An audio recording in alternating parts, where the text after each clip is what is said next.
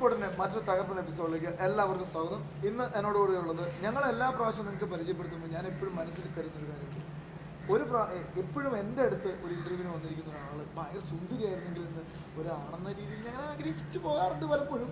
അപ്പോൾ ഇന്ന് എന്തായാലും എനിക്ക് പിന്നെയും ഒരു ഗോൾ അടിച്ചിരിക്കുകയാണ്. ഇന്ന് മലയാളികൾക്ക് അത്ര സുപരിചിത അല്ലെങ്കിലും മലയാളിയായ തമിഴർക്ക് ഒരുപാട് സുപരിചിതമായ ഒരു വ്യക്തിയാണ്. ഹായ്. ഹായ്. എന്നാണ് വിശേഷം? നല്ല വിശേഷം. സുഖമായിരിക്കുന്നു. യാ ഫൈൻ. എങ്ങനെയുണ്ട്? എന്തുണ്ട് വിശേഷം? അടിപൊളിയായിട്ട് പോകും. അതെ. ഇല്ല ഇല്ല, എൻ്റെ പകുതി സ്റ്റഡീസ് ട്രിവാൻഡ്രം ആയിരുന്നു. ഞാൻ ജനിച്ചതൊക്കെ ഇവിടെ തന്നെയാണ്. കൊച്ചിയിലാണ്. കൊച്ചിക്കാരി എങ്ങനെ തമിഴ്നാട്ടിലെ പ്രിയപ്പെട്ടവളായി മാറി? എങ്ങനെ മാറിയെന്ന് ചോദിച്ചാൽ കൂടുതൽ എന്താന്ന് പറഞ്ഞാൽ ഡാൻസ് ആണ്. ഡാൻസ് ആണ് ലൈക്ക്. അയ്യോ അങ്ങനെ ഞാൻ സിനിമാറ്റിക് ദെൻ പിന്നെ കണ്ടംപററി അങ്ങനത്തെ ഐറ്റംസ് ആണ്. പിന്നെ അപ്പോൾ ഡാൻസിൽ നിന്നാണ് എൻ്റെ ആക്ടിങ് കരിയർ ഞാൻ സ്റ്റാർട്ട് ചെയ്യുന്നത്. ഈ ഡാൻസ് ചെയ്തിട്ട് ഇപ്പം ഒരുപാട് ആൾക്കാർ ഡാൻസ് ചെയ്യുന്നുണ്ട്. ഒരുപാട് അതിൽ നിന്ന് എങ്ങനെയാണ് വളരെ ചുരുക്കം ആൾക്കാരാണ് ഒരു നല്ലൊരു രീതിയിലേക്ക് എത്തിച്ചേരുന്നത്. ഡാൻസ് ആയാലും പാട്ടായാലും ഏത് കാര്യമായാലും അവിടുന്ന് എങ്ങനെയാണ് ഇങ്ങനെ ഒരു നല്ലൊരു സിനിമാ നടിയായി മാറാനുള്ള ഒരു സാഹചര്യം? സിനിമ നടിയായിട്ട് അത് എന്താ പറയുക, ഒരു ലക്ക് തന്നെയാണ്. ഞാനിങ്ങനെ ഈ ഒരു ആക്ടിങ് കരിയറിലോട്ട് വരണമെന്ന് ഒട്ടും പ്രതീക്ഷിച്ചിരുന്നതല്ല. എൻ്റെ ഒരു ഇതെന്ന് പറയുന്നത് ഫുൾ ഡാൻസ്. രാത്രി ആയാലും ഒന്ന് കളിക്കാൻ പറഞ്ഞിട്ട് ചാടി കഴിഞ്ഞിട്ട് കളിക്കും. കൂടുതലും പാഷൻ എനിക്ക് ഡാൻസിനോടായിരുന്നു.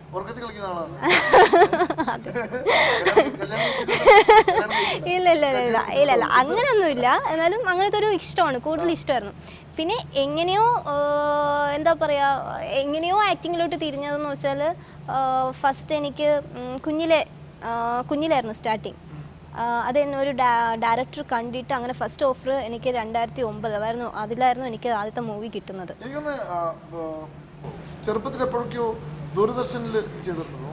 അതെ അതെ, ഒരു ടെലിഫിലിം ചെയ്തിട്ടുണ്ടായിരുന്നു. അത് മുരളി അങ്കിളിന്റെയും ഊർമിള ആന്റിയുടെയും മകളായിട്ടായിരുന്നു. ബൈജു ചന്ദ്രൻ സാറായിരുന്നു അതിന്റെ ഡയറക്ഷൻ. ശകുനം എന്ന് പറഞ്ഞിട്ടായിരുന്നു. അതിലായിരുന്നു തുടക്കം. അത് ചൈൽഡ് ആർട്ടിസ്റ്റ് ആയിട്ടാണ്. ഒന്നേ ചെയ്തിട്ടുള്ളൂ. അപ്പൊ പിന്നീട് എന്താ പറയാ, അത് പിന്നെ പഠനവും കാര്യങ്ങളൊക്കെ ആയിട്ട് പോയി. പിന്നെ എപ്പോഴായിരുന്നു പിന്നെ സിനിമയിലേക്കുള്ള തിരിച്ചുവരവ് നടന്നത്?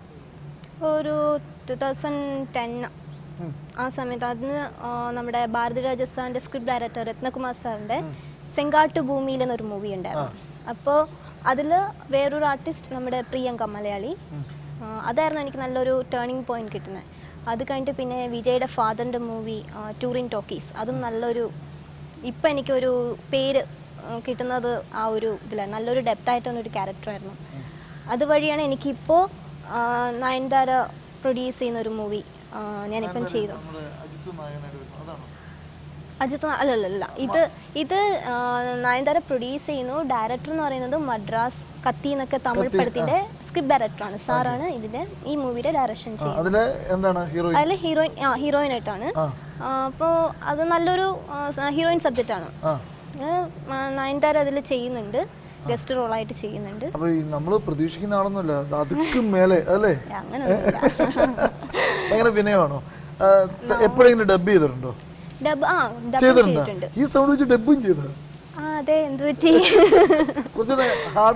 അത് നമ്മൾ ഡബിംഗിൽ അനുസരിച്ച് മാറ്റും. ഒരു സാധനം തന്നെ, ഒരു ഭയങ്കര ഗംഭീരമായിട്ടൊരു സൗണ്ടിൽ സാധനം തന്നെ. അത് മൈക്കി ചെയ്യുന്നത് നമ്മൾ അല്ലാണ്ട് ചെയ്യുന്നത് ഒരുപാട് ഗംഭീര സാധനം തരാനോ? ഒരു അതെ, ഞാൻ ഒരു 4 മൂവി കഴിഞ്ഞു, അങ്ങനെ ഒരു സാധനം തന്നെ. ഞാൻ മറ്റേ കച്ചക്കറി മറ്റേ ഇതില്ല, എന്നാ പറയാ, കളരിയൊക്കെ ചെയ്യുമ്പോ ചെയ്യുന്നില്ല അതുപോലത്തെ സംഭവമല്ല കേട്ടോ ചെയ്യുന്നത്. ഡയലോഗ്സ് ഒക്കെ അങ്ങനെ വരുന്നു. അല്ല മീൻസ് സാധാരണ രീതിയിൽ എനിക്ക് തോന്നിയപ്പോൾ കുഞ്ഞു സൗണ്ട് ആയിട്ട് തോന്നി, വളരെ ചെറിയ സൗണ്ട്. അങ്ങനെയാണോ? ഓട്ടോമാറ്റിക് അങ്ങനെയാണോ? ചെറിയ സൗണ്ടാണോ?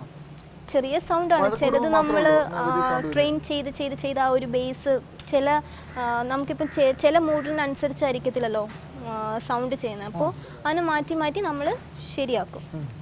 അപ്പോൾ അതിൻ്റെ ആയിട്ടുള്ള കുറച്ച് ഇൻസ്ട്രക്ഷൻസ് ഒക്കെ അവർ തരും, അതനുസരിച്ച് നമ്മൾ ചെയ്യും. തമിഴ് ഡബ് ചെയ്തു? തമിഴ് അറിയാം നന്നായിട്ട്, നന്നായിട്ട് സംസാരിക്കും. 4 പടം കഴിഞ്ഞു അല്ലേ? തമിഴ് 4 പടം റിലീസായി, ഇനി 2 പടം റിലീസ് ചെയ്യാൻ പോകുന്നു. ഇപ്പൊ ചെയ്യാൻ പോകുന്ന മൂവീസ് നയൻ സിഡി പറഞ്ഞത് ഷൂട്ട് തുടങ്ങിയോ? ഇപ്പോൾ ഫസ്റ്റ് ഷെഡ്യൂൾ കഴിഞ്ഞു, വരുന്ന 15 സെക്കൻഡ് ഷെഡ്യൂൾ സ്റ്റാർട്ട് ചെയ്യാൻ പോവാണ്. സുനു ലക്ഷ്മി എന്ന് പറയുന്ന വ്യക്തി ഒരുപാട് ജാടകളൊന്നുമില്ലാത്ത ഒരു വ്യക്തിയാണെന്ന് പറഞ്ഞു ജാട എന്നാത്തിനാ കാണിക്കുന്നത്? ദൈവം തന്നെ കഴിവിനെ വെച്ചിട്ട് നമ്മൾ എന്നാ ജാട കാണിക്കുന്നത്?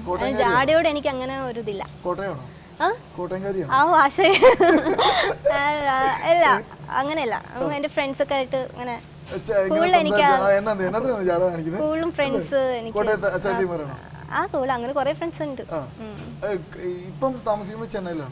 അല്ലല്ല, ഞാൻ ഇവിടെ തന്നെ എറണാകുളത്ത് തന്നെ. ഓൺലി ഷൂട്ടിങ്ങിന് മാത്രം പോയിട്ട് വരും. എറണാകുളത്ത് പോയിട്ടില്ല.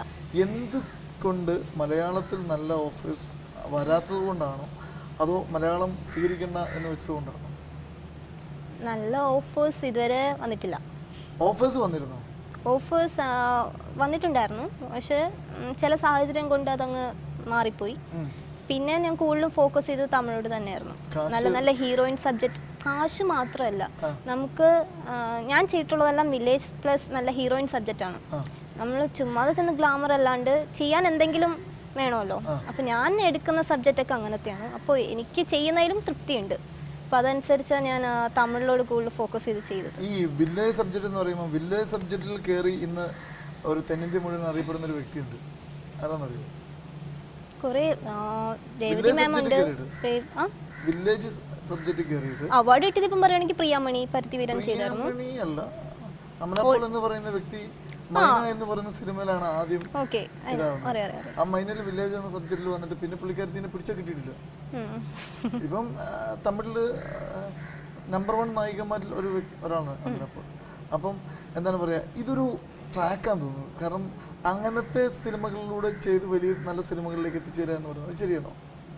അത് ഭാഗ്യം കൂടെ വേണം. നമ്മൾ ടാലന്റ് മാത്രം വെച്ചിട്ട് കാര്യമല്ല, ഭാഗ്യം കൂടെ വേണം. ഭാഗ്യം ഉണ്ടായ കാര്യങ്ങളൊക്കെ നടക്കുള്ളൂ. ഈ ഇതുവരെ ചെയ്തൊക്കെ ഒരു വില്ലേജ് ടൈപ്പ് ക്യാരക്ടർ അല്ലേ, എന്നാണ് ഒരു ഗ്ലാമർ ക്യാരക്ടർ ചെയ്യാൻ വേണ്ടി പോകുന്നത്? എന്നാ ഒരു വിനയത്തോട് ചോദിക്കുക, എന്നാ ചെയ്യുന്നതെന്ന്. എന്ന് വെച്ചാൽ ഗ്ലാമർ ആർക്ക് വേണമെങ്കിലും ചെയ്യാം. നമ്മളിപ്പോ ഒരു എന്താ പറയുന്നത്, ഇപ്പൊ ഞാൻ പറയട്ടെ, ഗ്ലാമർ ചെയ്ത് ഇപ്പോഴത്തെ എല്ലാരും പറഞ്ഞു എനിക്ക് ഗ്ലാമർ ചെയ്ത് മടുത്തു, ഇനി എന്തെങ്കിലും കുറച്ച് അഭിനയിക്കാൻ ഉള്ള ഒരു കിട്ടി അത്രയും നല്ലതായിരിക്കും പറയുന്നത്. ഗ്ലാമർ മീൻസ് ഗ്ലാമറിന് എന്താ അഭിനയിക്കണ്ടേ? ഈ ഗ്ലാമറിന് എന്താ ഉദ്ദേശിച്ചത്? സുനു എന്താ ഉദ്ദേശിച്ചത്? ഞാനൊരു കാര്യം ചോദിക്കട്ടെ, ഓരോരുത്തർക്കും ഓരോന്നും ചേരുന്ന് പറഞ്ഞിട്ടില്ലേ, അതേമാതിരിയാ ഞാനും കൂടുതലൊക്കെ ചെയ്തിട്ട് എനിക്ക് ഇപ്പൊ അതിനോട് അങ്ങനെ താല്പര്യം ഇല്ല. വരാം അങ്ങനൊന്നും ഞാൻ പറയുന്നില്ല.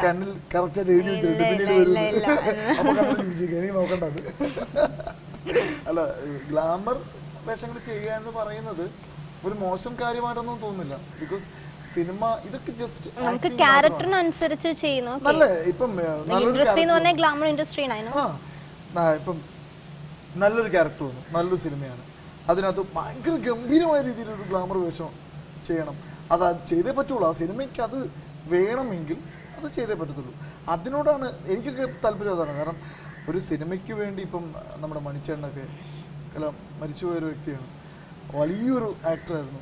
പുള്ളിയൊക്കെ എന്ന് വെച്ചാൽ എനിക്കൊന്ന് കരുമാടിക്കുട്ടനിൻ്റെ അകത്താന്ന് തോന്നുന്നു ഒരു നേക്കഡായിട്ട് ആ സിനിമയ്ക്ക് അത് ആവശ്യമായിരുന്നു, പുള്ളി അതുകൊണ്ട് നേക്കഡ്. അങ്ങനെ ഒരുപാട് പേര് ചെയ്തിട്ടുണ്ട് അങ്ങനത്തെ ഒരുപാട് സിനിമ. അപ്പം എന്താണോ ആവശ്യം, ഇപ്പോൾ ഗ്ലാമറാണ് സിനിമ ആവശ്യപ്പെടുന്നതെങ്കിൽ, പിന്നെ ഗ്ലാമറിന് വേണ്ടിയുള്ള സിനിമയാണെങ്കിൽ പിന്നെ നമുക്ക് വേണ്ടെന്ന് നമുക്ക് ഉറപ്പായിട്ട് വെക്കാം. സിനിമയ്ക്ക് വേണ്ടി ഗ്ലാമർ ആവശ്യമായിട്ട് വരികയാണെങ്കിൽ അത് ചെയ്യാം അല്ലേ? ഇപ്പൊ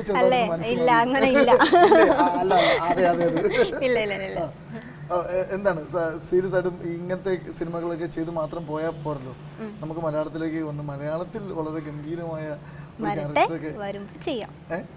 എനിക്കൊന്ന് എറണാകുളത്ത് താമസിക്കുന്ന സുനു എന്ന് പറയുന്നത് എനിക്ക് തോന്നുന്നു മലയാളികൾക്ക് കുറച്ചും കൂടെ സുപരിചിതമാകാനുണ്ടെന്ന് തോന്നുന്നു സുനു ലക്ഷ്മി എന്ന് പറയുന്ന വ്യക്തിയെ അല്ലേ? എന്തുകൊണ്ട് ഒരു സെൽഫ് പ്രൊമോഷൻ എന്ന് പറയുന്ന ഒരു സാധനമുണ്ട്. ഇപ്പം സുനു ഇത്രയും പടങ്ങളൊക്കെ ചെയ്തു, ഇപ്പൊ 6-7 പടങ്ങളാവുന്നു, എല്ലാം നല്ല ക്യാരക്ടറൈസ് ചെയ്തു, എന്നിട്ടും മലയാളിയായ സുനുവിനെ ആരും തിരിച്ചറിയാൻ മേല എന്ന് പറയുന്നത്. ആവശ്യത്തിന് എല്ലാവരും തിരിച്ചറിയും, ആവശ്യത്തിന് ചെയ്യുന്നുണ്ട്. പിന്നെ നമ്മൾ എന്താന്ന് പറയാ, ഞാൻ പറഞ്ഞില്ലേ കൂടുതലും ഞാൻ ഇവിടെയാണ് സ്റ്റേ എങ്കിലും കൂടുതലും തമിഴാ ചെയ്യുന്നത്. അപ്പം ഇവിടെ എല്ലാം ഒരു സാധനമാണ്, കുറെയൊക്കെ ഒരു 50-50 അല്ലേ, ദൈവം പകുതി തരും പകുതി നമ്മൾ കേട്ടിട്ടുണ്ട്.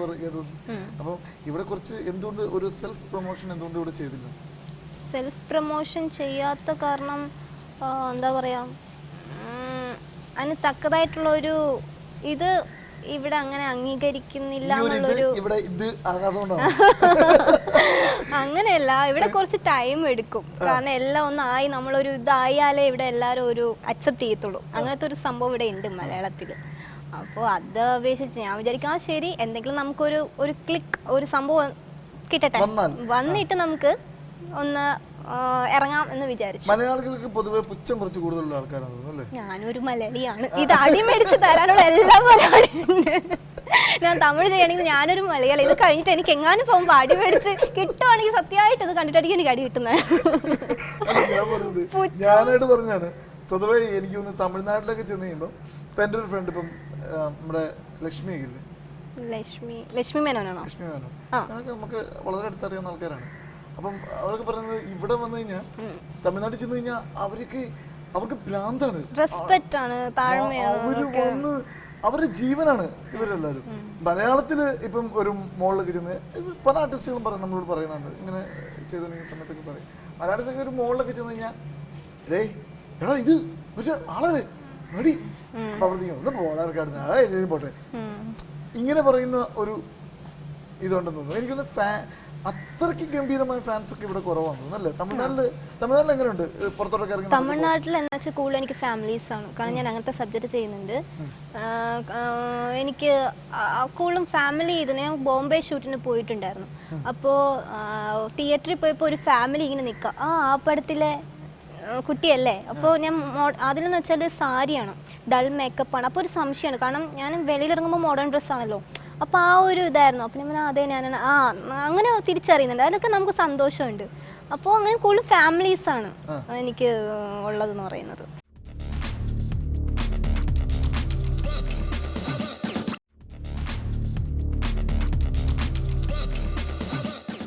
ഈ സിനിമയിലേക്ക് ആരാണ് കൈ പിടിച്ച് നടത്തിയത്? സിനിമയിൽ എങ്ങനെ സ്റ്റാർട്ടിങ് ആരെങ്കിലും ഇപ്പം എന്താണ് പലർക്കും ഒരു എന്താണ് വഴികാട്ടി ഉണ്ടാവും, ആദ്യമായിട്ട് ഒരു ചാൻസ് മേടിച്ചു കൊടുത്ത്. ഇപ്പം കഴിഞ്ഞ ദിവസം എനിക്കിങ്ങനെ ചാൻസ് മേടിച്ചെന്നല്ല, ഞാൻ പറഞ്ഞില്ലേ എനിക്ക് അപ്രീഷ്ടമായ ഒന്ന് കിട്ടിയതാണ് ഈ ഫസ്റ്റ് മൂവി എന്ന് പറയുന്നത്. ഞാൻ ഒട്ടും വിചാരിച്ചിട്ടില്ല. അപ്പോൾ അങ്ങനെ തേടി വന്നതാണ്, അങ്ങോട്ടൊരു ചാൻസ് ചോദിച്ചു അങ്ങനെ പോയിട്ടില്ല ഇതുവരെ. നടിയാവില്ലായിരുന്നെങ്കിൽ ഒരു കംപ്ലീറ്റ്ലി ഡാൻസ് ആവുമായിരുന്നു. ഡാൻസ് പ്ലസ് എന്തെങ്കിലും ലൈക്ക് സ്റ്റഡീസിലോട്ട് തിരിഞ്ഞ് എന്തെങ്കിലും ആവുമായിരിക്കും. ഇപ്പം അതൊക്കെ വിട്ടിട്ട് ഇപ്പം ഇതിൽ ആക്ടിങ് കരിയറിലോട്ട് സിനിമ അല്ലേ? സീരിയസ് ആയിട്ട് സിനിമ ചിന്തിക്കാനാണോ അതോ എന്താണ് സാധാരണ നടിമാരൊക്കെ ചെയ്യുന്ന പോലെ കല്യാണമൊക്കെ ആകാറൊക്കെ കഴിയുന്നതിനും എന്നാ പിന്നെ ഇനിയിപ്പോ സിനിമയൊന്നും വേണ്ട, വിവാഹ കുട്ടികളും അങ്ങനെ എന്തെങ്കിലും ചിന്തകളുണ്ടോ? അത് ഞാൻ പറഞ്ഞില്ലേ, അതാണ് എത്രയോ പേര് നിൽക്കുന്നുണ്ട്, എന്തെങ്കിലും ആവണം എന്ന് പറഞ്ഞ് നിൽക്കുന്നുണ്ട്. പക്ഷെ ആവാതെ വരുമ്പോൾ പകുതി വെച്ച് നിർത്തിയിട്ട് പോകുന്നവരുണ്ട്. ഇപ്പോൾ നമ്മൾ പറയുന്നത് ഒന്ന് സ്റ്റാർട്ട് ചെയ്തിട്ടുണ്ടെങ്കിൽ അതിന് എൻഡിങ് ടൈമിൽ ഒരു എന്താ പറയുക ഒരു ബെസ്റ്റ് കിട്ടാണ്ട് ഇട്ടിട്ട് പോകുന്നത് ശരി. നമ്മൾ ഈ ഇൻഡസ്ട്രി എന്ന് പറയുന്നത് ഓരോന്നും ടൈമാണ്, അത് ആയി വരും, കുറേ ടൈം എടുക്കും. നമ്മുടെ ഉള്ളവർക്കെന്ന് വെച്ചാൽ ഒരു എന്താ പറയുക പെട്ടെന്ന് നടക്കണം, അങ്ങനെ നടക്കണം, ഇങ്ങനെ ഇറങ്ങാം, പെട്ടെന്ന് ഒരു പോപ്പുലർ ആവാം, പെട്ടെന്ന് അങ്ങ് പോവാം. അങ്ങനെ നമുക്ക് പറ്റില്ല. നമുക്ക് ചെയ്ത് കുറച്ച് ടൈം എടുക്കും. അതെ, കുറച്ച് സമയം എടുക്കും. അതിനാരും കാക്കുന്നില്ല. അതുകൊണ്ടാണ് ഇങ്ങനെയൊക്കെ വരുന്നത്. പിന്നെ ചിലവര് എന്താ പറയാ നല്ല നല്ല ക്യാരക്ടേഴ്സ് ചെയ്തിട്ട് ഫാമിലിയോട്ട് തിരിയുന്നവരുണ്ട്. അതാ ഞാൻ പറഞ്ഞ എന്താ പറയാ നല്ല നല്ല കഥാപാത്രങ്ങൾ ചെയ്യണമെന്ന് എനിക്ക് ആഗ്രഹമുണ്ട്. പിന്നെ കല്യാണം എന്ന് പറയുന്നത് ഇപ്പം വരുന്ന ആളായാലും അക്സെപ്റ്റ് ചെയ്യണോ ഇല്ലേ അതൊന്നും എനിക്ക് അറിയത്തില്ല. ചെയ്താൽ കൊള്ളാം, അങ്ങനൊന്നുമില്ല. ഇല്ല അങ്ങനൊന്നുമില്ല, ഇല്ല ഇല്ല അങ്ങനെയില്ല. അതിന് പറഞ്ഞ നമ്മുടെ കരിയറിനെ ഇഷ്ടപ്പെടുന്ന ആള് കിട്ടുവാണെങ്കിൽ തുടരുക, അങ്ങനെയില്ല തുടരാ, അല്ലെങ്കിൽ ഫാമിലിയായിട്ട് പോവാ, അത്രേ ഉള്ളൂ. നല്ല കഥാപാത്രങ്ങൾ ചെയ്യണമെന്ന് പറഞ്ഞല്ലോ. ഇപ്പം പല ആൾക്കാരും പല കഥാപാത്രങ്ങൾ പറയുന്ന കേട്ടോ, എനിക്ക് ഇന്ന കഥാപാത്രം ചെയ്യണം, എനിക്ക് ഇന്ന മോഡലൊരു കഥാപാത്രം, അങ്ങനെ എന്തെങ്കിലും തമിഴിൽ ചെയ്തു പോയ എന്തെങ്കിലും കഥാപാത്രം മോലത്തെ ഒരു കഥാപാത്രം ചെയ്യണമെന്ന് ആഗ്രഹമുണ്ടോ? ഞാൻ പരുത്തി വരാൻ ഭയങ്കര ഇഷ്ടമാണ്, പ്രിയമ്മനില്ലാത്ത. പിന്നെ മലയാളത്തിൽ മഞ്ജു വാര്യർ ചെയ്ത ദയ ഫിലിംസ്, കണ്ണെഴുതി പൊട്ടും തൊട്ട് ചെയ്യാനാണോ ആഗ്രഹം? അങ്ങനെയല്ല, അതൊരു ഡിഫറെന്റ് അല്ലേ, മേക്കിംഗ് ആയാലും ആ ഒരു ക്യാരക്ടർ ഇപ്പോൾ അനുസരിച്ച് അങ്ങനെയല്ല, അതെനിക്ക് ഭയങ്കര ഇഷ്ടമായിരുന്നു.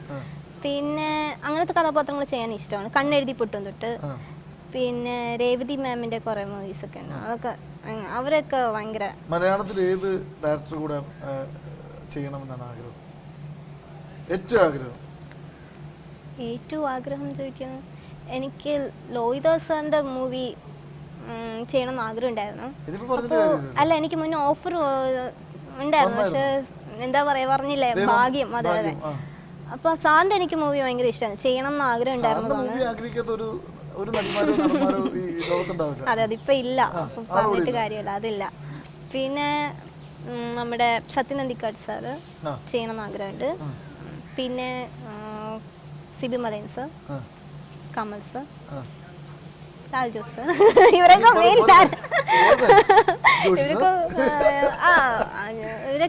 മെയിനായിട്ടും ഇഷ്ടം ഡയറക്ടേഴ്സ്.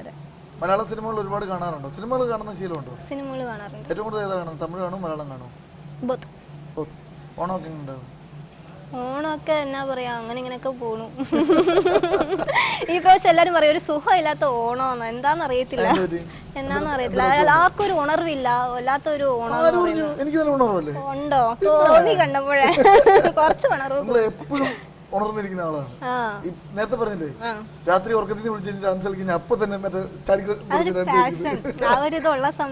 ഇതുപോലൊക്കെ. രാത്രി 2 മണിക്ക് എണീറ്റിട്ട് എന്നോട് ഒരാൾ ഇപ്പൊ ആങ്കർ ചെയ്യണമെന്ന് പറഞ്ഞാൽ അപ്പൊ റെഡിയാണ്. ഉണർവാണ് ഭയങ്കര. അപ്പൊ ഈ ഓണം എങ്ങനെയാണ് വീട്ടില്? തമിഴ്നാട്ടിൽ ജീവിക്കുന്ന ഒരാള്, തമിഴ്നാട്ടിൽ എനിക്ക് പടങ്ങളൊക്കെ ആയിട്ട് തമിഴ്നാട്ടിലായിരിക്കും. ഈ ഓണം അങ്ങനെയുള്ള ഫെസ്റ്റിവൽസ് ഒക്കെ എങ്ങനെയായിരിക്കും? ചില ഫെസ്റ്റിവൽസ് ഒക്കെ നമ്മൾ സെറ്റിലായിരിക്കും, അപ്പോൾ മിസ് ചെയ്യും ഫാമിലിയെ. ആ ഒരു ഫെസ്റ്റിവൽ നമ്മളെ മൊത്തത്തിൽ മിസ് ചെയ്യും, ഫുൾ കോൺസെൻട്രേഷൻ വർക്കിലായിരിക്കും. ഈ ഓണം സംശയമാണ്, കാരണം സെക്കൻഡ് ഷെഡ്യൂൾ സ്റ്റാർട്ട് ചെയ്യാൻ പോവാണ്. അപ്പോൾ എന്താ പറയാ, സെറ്റിൽ നിന്നിട്ട് ഐവർക്കും മുന്നത്തെ ഓണമൊക്കെ ഇങ്ങനെ ചെയ്തില്ലേ എന്നൊക്കെ. അപ്പൊ സങ്കടം തോന്നും.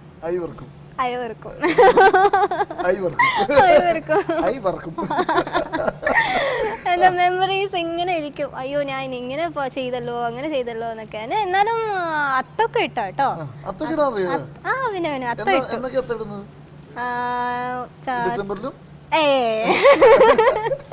അത്തിട്ടായിരുന്നു. പിന്നെ എന്താ പറയാ, അതാണ് ചിലപ്പോ സെറ്റിലായിരിക്കും, അപ്പൊ മിസ് ചെയ്യും. സെറ്റിൽ എങ്ങനെയായിരുന്നു? പിന്നെ എന്നിട്ടാണ് ഡയറക്ടർ എന്നെ ഓടിക്കാനായിട്ട്. അമ്മ സപ്പോർട്ടാണ്, അനിയത്തിമാർ സപ്പോർട്ടാണ്. എന്നാലും ഏറ്റവും കൂടുതൽ മോളെ നീ നല്ലൊരു നടിയാവണം, നീ അങ്ങനെ വലിയൊരു നടിയാവാൻ വേണ്ടി ഞാൻ എന്ത് ഹെൽപ്പ് വേണമെങ്കിലും ചെയ്യാം. എപ്പോഴും ഒരാളെപ്പോഴും ഭയങ്കര സപ്പോർട്ടായിരിക്കും. ഇപ്പൊ വീട്ടിലൊരാളുടെ സപ്പോർട്ടില്ലാതെ നമുക്ക് ഒരിക്കലും ഒന്ന് മുന്നോട്ട് പോകാനുള്ള ഒരുപാട് ബുദ്ധിമുട്ടുകൾ. അപ്പോൾ ഏറ്റവും കൂടുതൽ സപ്പോർട്ട് ചെയ്യുന്ന ആരാണ്?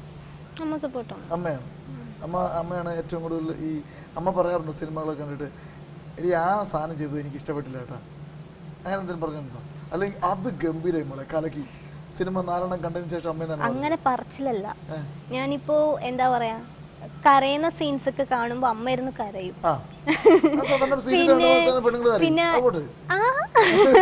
പിന്നെ അനിയത്തിമാരും അഭിപ്രായങ്ങളൊക്കെ പറയും. ഏറ്റവും കൂടുതൽ അഭിപ്രായം പറയുന്ന ഏറ്റവും കറക്റ്റ് ആയിട്ടുള്ള അഭിപ്രായം?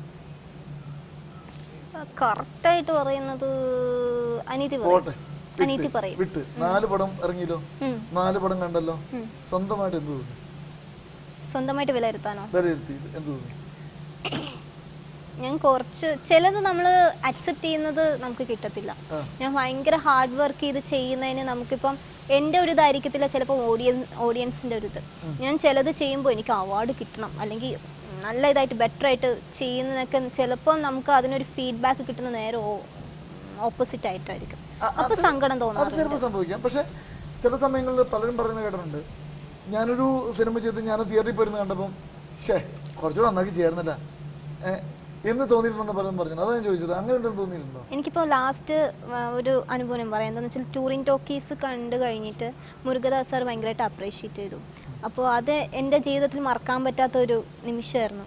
എന്ന് വെച്ചാൽ അതിൽ എൻ്റെ അനിയത്തി മരിച്ചതിന് ശേഷം ഒരു ഒറ്റ ടേക്കിൽ പോകേണ്ട ഒരു സീനുണ്ട്. അപ്പോൾ അത് ഭയങ്കര ഒരു വെല്ലുവിളിയായിരുന്നു ആ ഒരു ഇതെടുക്കുന്നു. അപ്പോൾ ഡയറക്ടർ പറഞ്ഞു ഒരിക്കലും രണ്ടാമത് എടുക്കത്തില്ല, ഒരു ഒറ്റ ഇതിൽ തന്നെ പോകണമെന്ന് പറഞ്ഞു. അപ്പോൾ എനിക്ക് ഭയങ്കര ടെൻഷനായിരുന്നു. ഞാൻ ഒരുപാട് കുറച്ചും കൂടെ ഹാർഡ് വർക്ക് ചെയ്ത സിനിമ എന്ന് പറഞ്ഞാൽ ഈ ടൂറിംഗ് ടോക്കീസ്. അങ്ങനത്തെ ഒരു ഡെപ്ത് ആയിട്ടുള്ള ക്യാരക്ടറായിരുന്നു. അനീതിക്ക് വേണ്ടി പൊരുത്തുന്ന ഒരു ചേച്ചി, അങ്ങനത്തെ ഒരു പക്കാ വില്ലേജ്, അങ്ങനത്തെ ഒരു ഇതായിരുന്നു. അപ്പോൾ അതിൽ ഞാൻ ഏറെ എന്താ പറയുക, നല്ലപോലെ ഹാർഡ് വർക്ക് ചെയ്ത് കുറച്ചും കൂടെ പ്രതീക്ഷിച്ച് ചെയ്ത ഒരു ക്യാരക്ടറായിരുന്നു. പക്ഷേ എന്താ പറയുക, അതിന് തക്കതായിട്ട് ഒന്നും ഒരു ഇത് കിട്ടിയില്ല. അവാർഡൊക്കെ പ്രതീക്ഷിച്ചായിരുന്നു, പക്ഷെ അത് സങ്കടമുണ്ട്. എന്ത് കിട്ടിയാലും എനിക്ക് എന്തെങ്കിലും കിട്ടണം എന്ന് ഉദ്ദേശിച്ച് ആരും കുറ്റം പറയരുത്. നമുക്ക് കിട്ടുന്ന ക്യാരക്ടർ നമ്മളാൽ കഴിയുന്ന രീതിയിൽ ഡയറക്ടറിന് തൃപ്തിയോടെ ചെയ്തു കൊടുക്കാം. അത് ഉദ്ദേശിച്ച് ചെയ്യുന്ന ഒരാളാണ് ഞാൻ. ഞാനെന്നായിരിക്കില്ല, എല്ലാവരും അങ്ങനെ തന്നെ ആയിരിക്കും. എന്തായാലും സിനിമയിൽ ഗംഭീരമാണെന്നാണ് ഞങ്ങളുടെ അഭിപ്രായം. കാരണം തമിഴിൽ മാത്രം പോലെ മലയാളത്തിൽ എത്തണം. ദൈവം അനുഗ്രഹിക്കട്ടെ. തെലുങ്കിൽ പോകണം. തെലുങ്ക് താല്പര്യമില്ല, മലയാളം തമിഴും മതി. ഇല്ല, എല്ലാരും ഒന്നും പഠിച്ചിട്ടല്ലോ വരുന്നേ. തമിഴ് എന്നാ ഞാൻ പറയാം, എനിക്ക് തെലുങ്ക് അറിയത്തില്ല, കന്നഡ അറിയത്തില്ല. തെലുങ്ക് ഒരു ചെറിയ ഭോജനം ചെസ്സാര അറിയാം.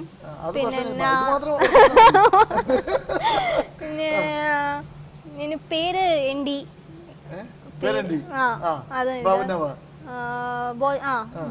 ഭാവനാര ഫൈൻ.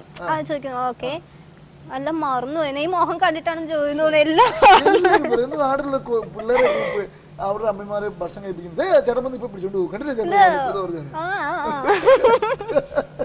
എന്തോ സംതിങ് ഉണ്ട് ഇതിന്റെ അകത്ത്, എല്ലാം മറന്നു പോവാ. അതെ, കണ്ണിന്റെ പവർ എന്ന് പറയാറുണ്ട്. എന്നതാ കണ്ണിന്റെ പവർ? എനിക്ക് കണ്ണിന്റെ സംസാരത്തിന്റെ എന്നതാ പറയാൻ വരുന്ന റിപ്ലൈ. സുനു എന്താണ് ഉദ്ദേശിക്കുന്നത് എനിക്ക് കറക്റ്റായിട്ട് മനസ്സിലാവുന്നത്. അടുത്ത് എന്തായിരിക്കും പറയാൻ ഉദ്ദേശിക്കുന്നത്. ടെക്നിക് ഈ മെന്റലിസ്റ്റ് കേട്ടിട്ടുണ്ടോ? കേട്ടിട്ടുണ്ട്.